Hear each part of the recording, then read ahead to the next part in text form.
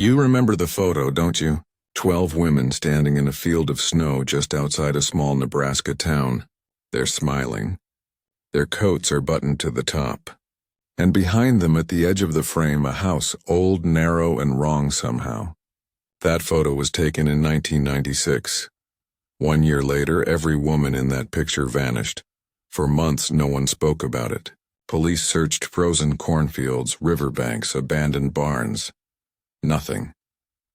Then, in the spring of 1997, a road crew clearing Route 12 found something buried under a drift of ice. A window, not attached to anything, just a window standing upright in the soil. And when investigators dug deeper, they uncovered a structure unlike anything they'd ever seen.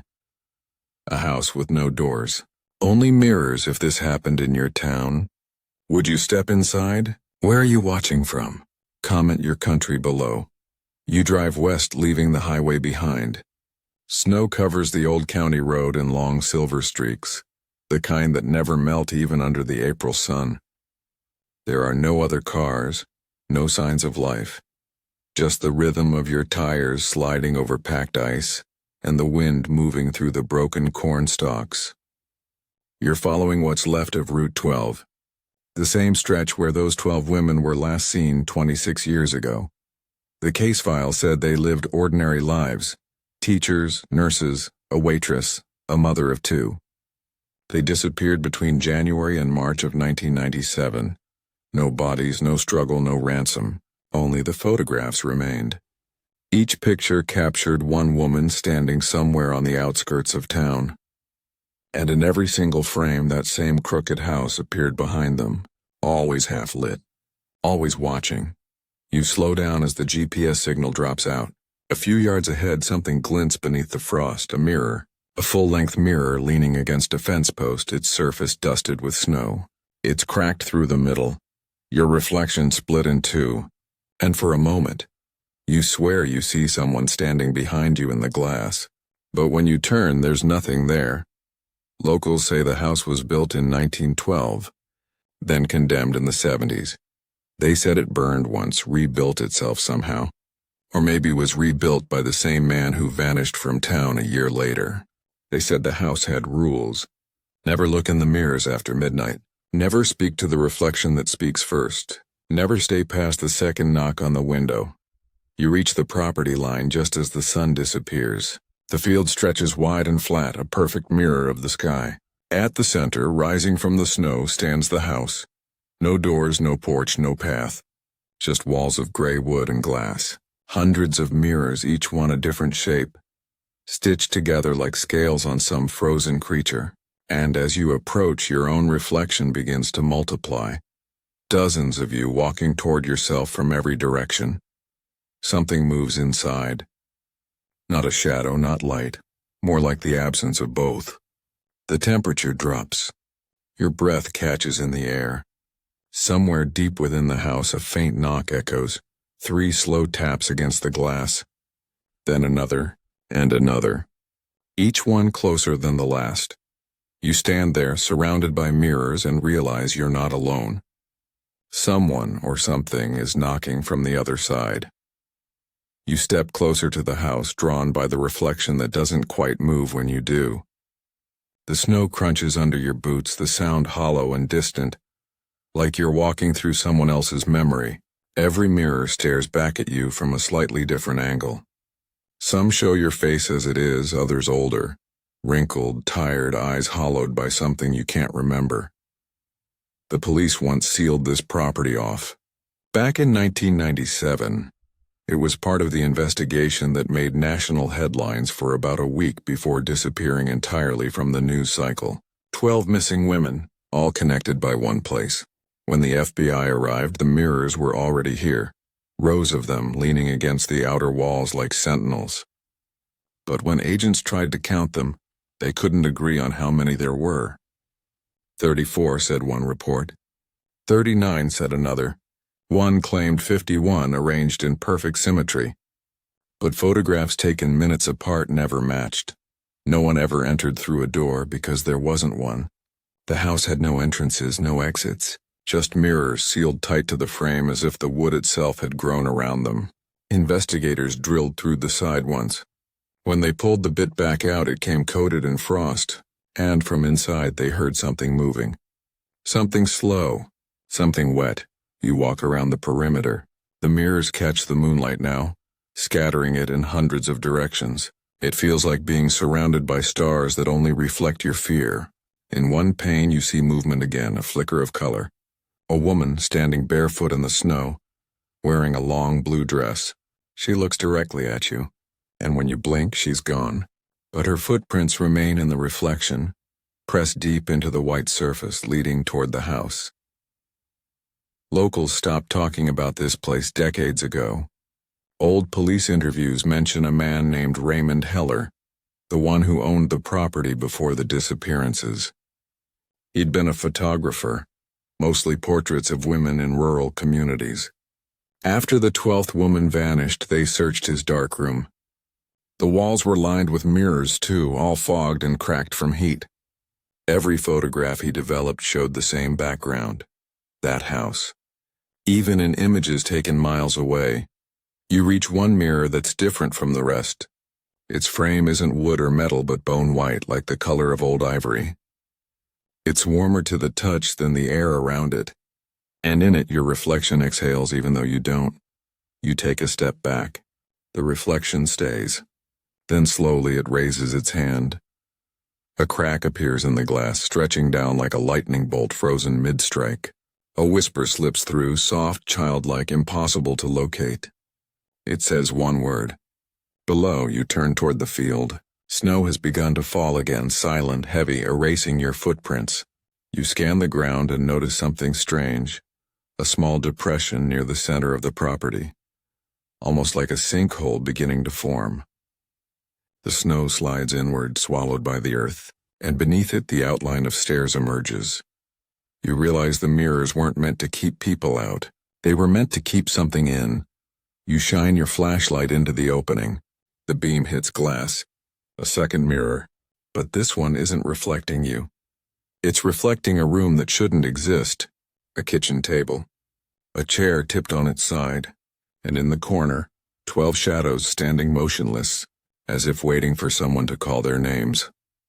The wind rises, scattering snow into your face.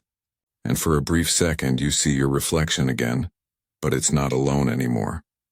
There's someone standing right behind you, close enough that you can feel the warmth of their breath. When you turn, there's no one. But the mirror is no longer showing the field. It's showing the inside of the house. And through the fogged surface, 12 sets of eyes are staring out. Then comes that sound again. 3 slow knocks, 1 from behind the glass. 2 from under your feet, and somewhere between the echoes, a woman's voice whispers, barely audible over the wind. They never left. You wake up before dawn, the frost still clinging to your jacket, the flashlight dead beside you. You don't remember falling asleep. For a moment you think you're in your car, parked along the service road, but then you notice the surface beneath your hands. Cold. Smooth. Glass. You're lying on top of one of the mirrors. When you sit up, the landscape looks the same field, same gray light creeping over the horizon, except the house seems closer now. You could swear it wasn't this near before. The reflection on its walls no longer shows the sky but the image of a long, narrow hallway, and at the far end of that hallway, a door. But the house has no doors. You step away, heart pounding. The crunch of snow too loud. Something in the air feels different. Like sound travels slower here, trapped between the reflections. You take another step, and your boot hits something buried just below the surface. You brush the snow aside. A badge. Faded, rusted through. The name barely legible, R. Miller. FBI, you've read about him. Raymond Miller was the lead investigator back in '97. He vanished 3 days after the mirrors were first cataloged. No trace, no body. His disappearance became the 13th.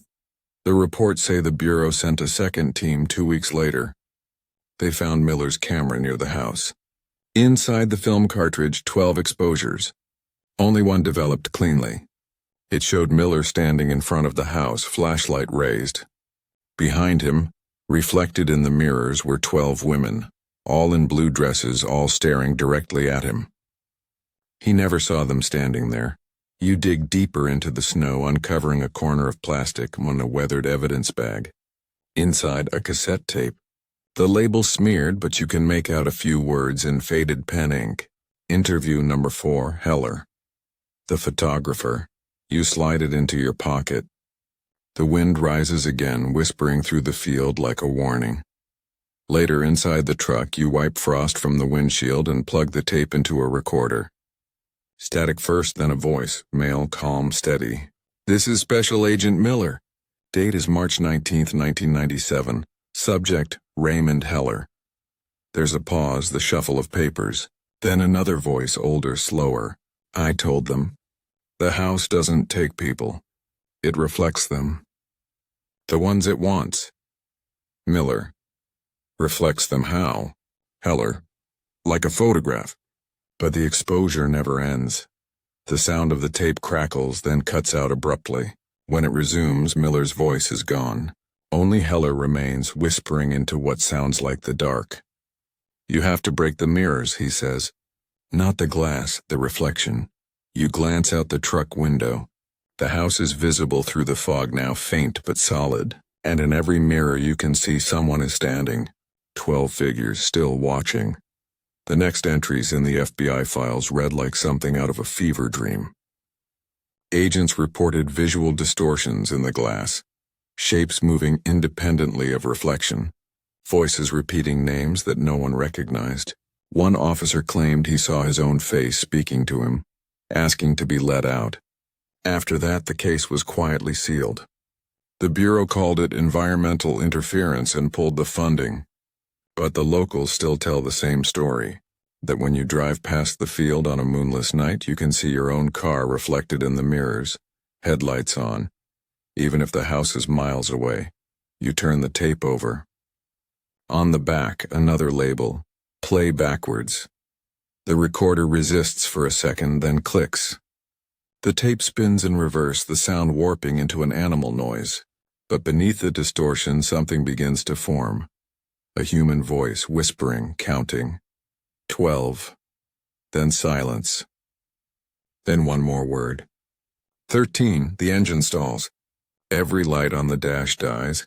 You sit there breathing hard until the world outside the windshield begins to move. Not the wind. Not the snow. The mirrors. They're turning, angling themselves toward the truck one by one. Like they're aligning to something unseen. And in each reflection, you catch flashes of light, movement, and faces. Dozens of faces, all looking in the same direction. At you. You grab your flashlight and open the door. The cold slams into you like a wall. But you need to know. You walk back toward the house, through the field of turning mirrors, every step echoing with faint whispers that grow louder the closer you get. And when you finally reach the nearest wall, you realize what they're whispering. Names. Your name among them. The reflection in front of you smiles. Not kindly. Not cruelly. Just as if it knows something you don't, and then it reaches out. The glass doesn't shatter. It breathes. You don't remember how long you stood there staring at that breathing glass. The world outside the mirror feels thin now, like the air itself is only a surface you could push through if you just leaned hard enough. The wind has stopped. Everything has stopped. Even the snow seems to be hanging in the air, frozen mid-fall. You reach forward, trembling. The reflection mirrors you perfectly, but its hand hesitates half a second later than yours. That's when you notice it. Its eyes aren't yours. They're darker, wider, almost hollow. The glass hums under your fingers. A low vibration like the sound of distant thunder. Your breath clouds the surface. And behind the fog, for just an instant, you see something shift. A shape moving behind your reflection, deeper in the mirror's depth, like someone pacing a room you can't see. Then the ground shakes. It's subtle at first. A small tremor, then a low crack beneath the snow. A sound you've heard before, the earth giving way. You step back as the frozen field begins to split open along the same line that marked the buried stairs. The snow slides inward, revealing not soil but glass. Massive panes of it running deep underground, all reflecting the same thing. The house, from below. And in those reflections, people. Their faces flicker in and out like projections stuttering on an old reel. Women, pale and silent, each with her hand pressed to the glass from the inside. Some stare up. Others have their eyes closed, lips moving as if in prayer. And then, near the far end of the pit, one face turns and looks directly at you. It's not one of the missing women. It's Agent Miller. You stumble backward, heart hammering in your chest.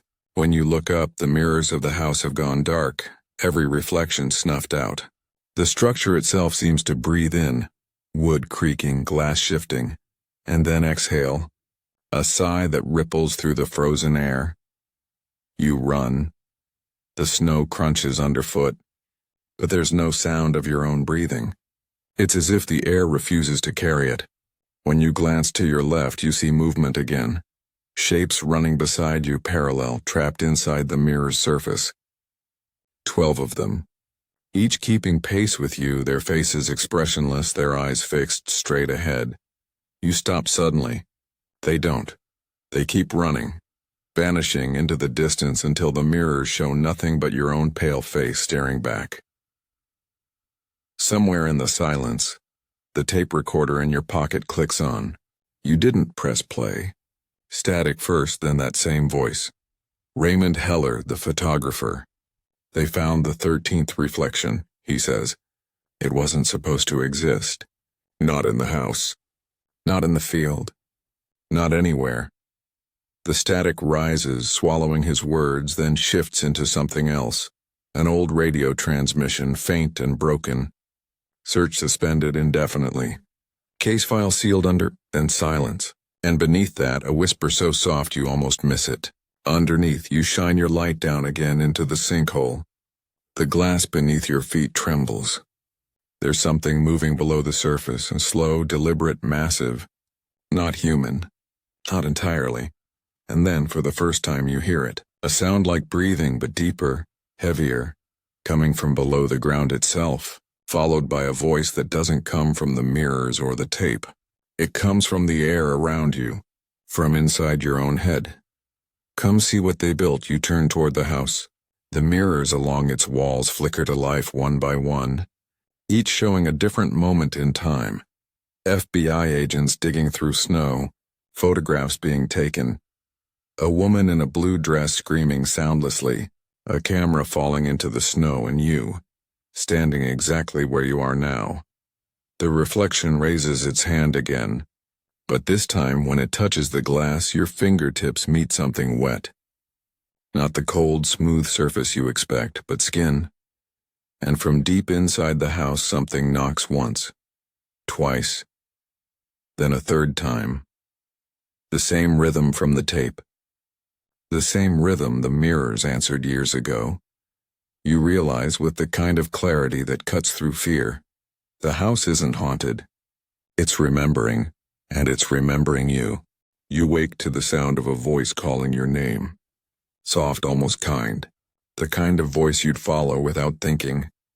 When your eyes open, you're not in the field anymore. You're inside the house. There's no door behind you. No sign of how you entered. Just mirrors, stretching from floor to ceiling, cracked and fogged with breath. Each pane shows a different version of the same room. In one, the lights are flickering.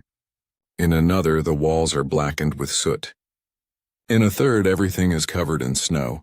And in every single one, someone is standing behind you. You turn fast, nothing.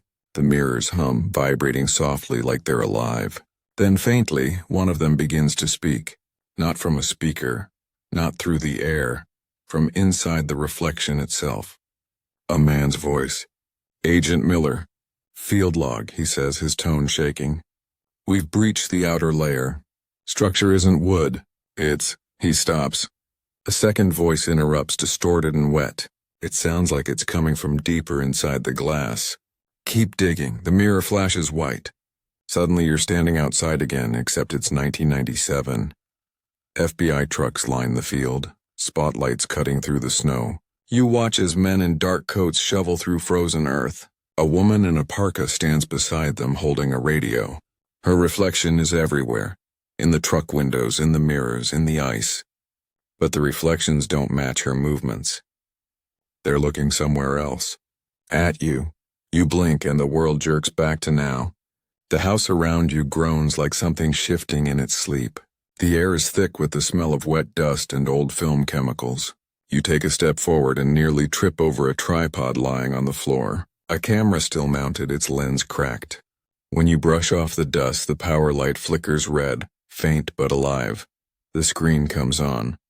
You see the same room, same mirrors, same angle, but no you. Instead, 12 women stand in a circle, hands linked, facing the center of the room. The video shakes, the image distorting. Then one by one they begin to turn toward the camera, their faces blurred, their mouths open like they're trying to speak. You hear nothing, but their eyes all move at the same time. Downward, you follow their gaze to the floor. The boards are covered in dust except for one small square, clean, as if recently touched. You kneel. It's not wood. It's glass. A small window looking down into darkness. Inside that darkness, something glows faintly. Shapes, human shapes, moving, slow and fluid like they're underwater. And then a voice from the recorder in your pocket whispers, "They went below." You press your hand to the glass. It's warm. It shouldn't be. The warmth pulses steady like a heartbeat. And as you watch, the figures below stop moving. Every one of them looks up. 12 faces. Pale, luminous still. They begin to rise toward the surface, hands pressed against the underside of the glass. You can see their eyes now, blank and shimmering like mercury. And in the reflection above them, you notice a 13th figure, standing behind you. You don't turn. You can't. Because the air around you feels heavy, like gravity itself is pulling you backward. Your reflection in the mirrors begins to move on its own, head tilting, lips parting. It whispers something you don't want to hear. You're the 13th. The glass under your hand cracks. Once, twice. A slow spiderweb spreading outward. And through the fractures you see light. The same dull glow that flickered in Heller's photographs. You pull your hand back, stumbling, but the mirrors react instantly, every pane flashing white, showing a dozen different versions of this same moment, all out of sync, like echoes of time collapsing inward. Then silence. The sound drops out completely. You can still see yourself screaming, but you can't hear it. Your reflection pounds against the other side of the mirror, its movements frantic, desperate. And behind it, faint shapes start to appear. Women, children, strangers, pressing their hands to the glass from the other side, as though trying to escape. A single word appears, scratched across the fogged surface in front of you. Below. And that's when you realize. The mirrors aren't showing you what's real. They're showing what's recorded. Moments trapped in reflection, playing on an endless loop. The house isn't haunted. It's a film still developing over and over until it burns through the frame. A low rumble builds beneath your feet. The floor buckles. The mirrors tremble. And just before the entire room gives way, you catch one final image in the nearest reflection. The outside world. Blue sky, snow melting, empty field, as if the house never existed. And in that reflection you see yourself standing alone, camera in hand, taking the photograph that started it all. You open your eyes to light. Pale, colorless light that doesn't come from the sun. It glows through the cracks in the mirrors, trembling like candlelight on water. The air smells faintly of dust and wet earth, and something else. Film chemicals, fixer, developer, the scent of photographs that haven't fully dried. You're still in the house, though it doesn't feel like a house anymore. The walls shift slightly, breathing in rhythm with your heartbeat. The floor is glass now, not solid but liquid-looking, like you're standing on frozen water that could melt any second. Beneath the surface, faint shapes move slowly as if pacing. You try not to look down. Every sound in here feels distant. When you move, your footsteps echo like they belong to someone else. The only thing that sounds close is your breathing. Too close, you stop. The breathing doesn't. You turn slowly. The reflection behind you isn't moving. It stands still, eyes locked on yours. Then, almost gently, it tilts its head. A crack forms down the center of its face, and something dark begins to bleed through. Not blood, but shadow, seeping like smoke through glass. You step back. The shadow follows. For a moment, it feels like you're staring through water, and if you just reached out, you could touch the other side. You raise your hand, so does it.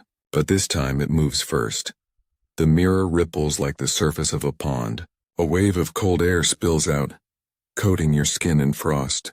You hear whispers again, hundreds of them, overlapping, all saying different names. The voices are fragmented, as if someone took pieces of sentences from old recordings and stitched them together. Help! Don't look. She's still here. Below. Then a louder voice cuts through them all. It's Heller. You recognize his tone immediately. Calm, deliberate, the way people speak when they know they're about to die. If you're hearing this, he says, the mirrors are open. Don't touch them. Don't speak to them. The reflection isn't you. It never was. You feel the weight of the cassette in your pocket. It's vibrating faintly as if trying to come alive again. You pull it out. The tape inside has melted, warped into a spiral shape. A coil of black plastic that somehow reflects light like liquid mercury.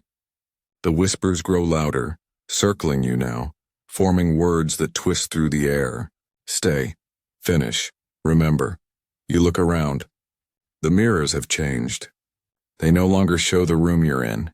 They show other places. A school hallway, fluorescent lights flickering, a kitchen with plates set for dinner, a bedroom where a television hums static against empty sheets.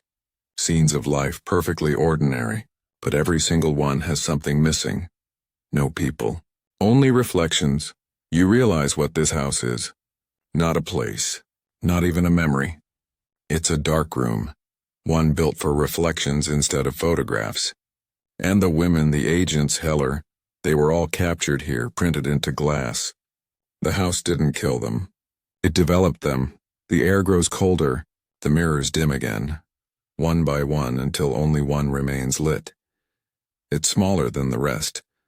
A hand mirror lying face up on the floor. You crouch beside it, hesitant. Your reflection stares back, calm, unblinking. Then it smiles. It shouldn't be able to. You didn't move. But it smiles anyway, and in that moment you see something beyond your reflection.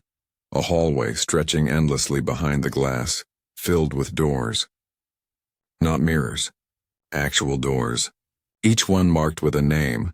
You lean closer, squinting, trying to read the names. They're faint, carved into the wood.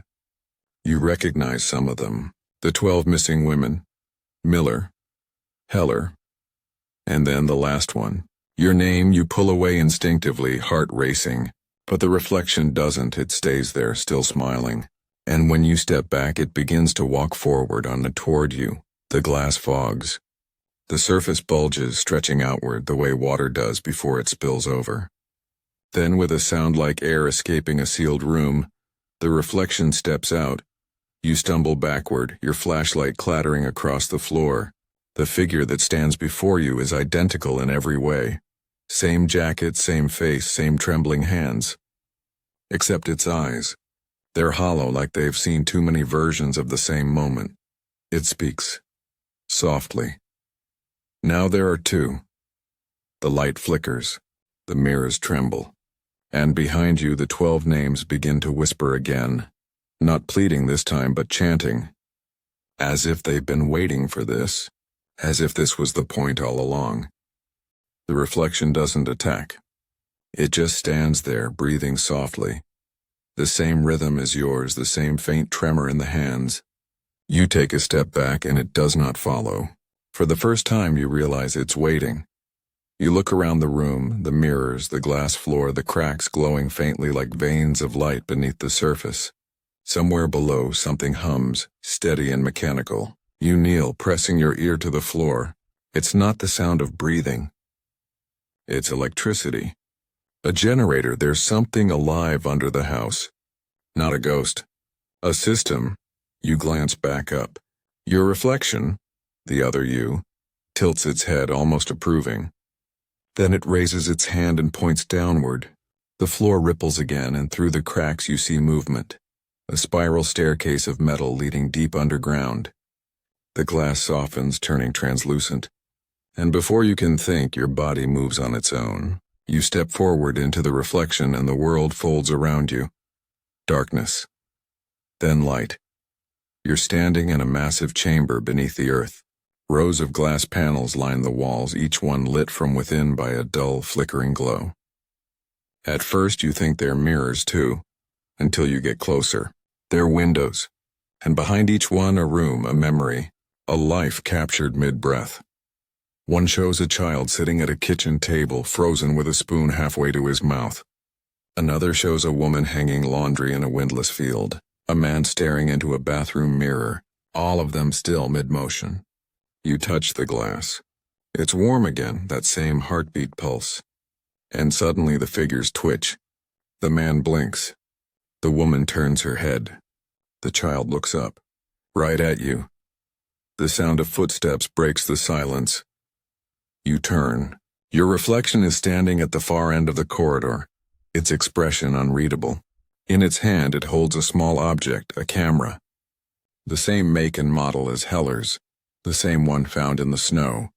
It raises the viewfinder, points it at you, and speaks in your voice. Smile. The flash blinds you. When your vision clears, you're no longer in the corridor. You're inside one of the windows. You can see the room from the other side now. The same hallway, the same rows of glass, but through a pane. Your reflection is gone. Outside the glass, shadows move like film flickers. You pound against the surface, shouting, but the sound doesn't carry. You can't hear your voice, but only the dull thud of your fists. Then from somewhere behind you, a soft whisper. They all woke up that way. You turn. 12 figures stand in the dark, watching you. The missing women.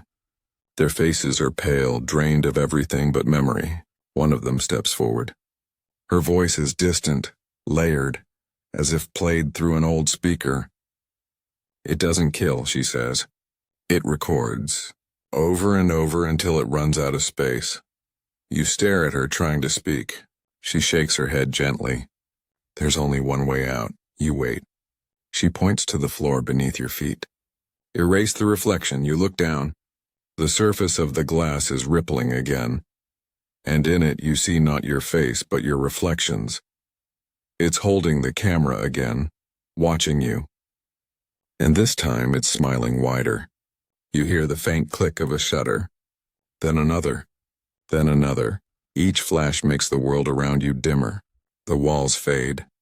The women vanish one by one. The sound of your own heartbeat grows louder. And then, with one final flash, everything goes dark. Silence. When you open your eyes, you're back outside. The snow is falling. The field is empty. The house gone. Only the mirrors remain, half buried in the drifts, their surfaces cracked and dull. You walk forward, dazed. Your reflection in one of the shards follows every move, but something's wrong. When you blink, it doesn't. When you raise your hand, it hesitates, then smiles, and in the distance, faint but unmistakable, you hear a single camera shutter. Morning comes slow. A thin mist crawls across the Nebraska plain, turning the frost into glass. You've been walking for hours, though you can't remember where from. The field stretches endless in every direction, the horizon blurred by pale light. Somewhere behind you, the road has vanished. Only your footprints remain. 2 parallel lines that fade after 20 steps, as if the snow itself refuses to hold them. You stop to catch your breath. The silence is heavy, thicker than it should be. Even the wind feels muted, like sound can't quite escape this place.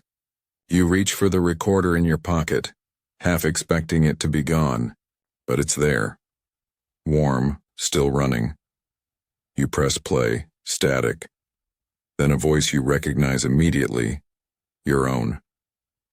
This is field log 13, it says. Time unknown. Coordinates unstable. Reflection density increasing. You freeze. You never recorded that. The voice continues. If you're hearing this, don't look for the house. It's not in one place anymore. A pause. Then softer. It's in the mirrors. You glance up.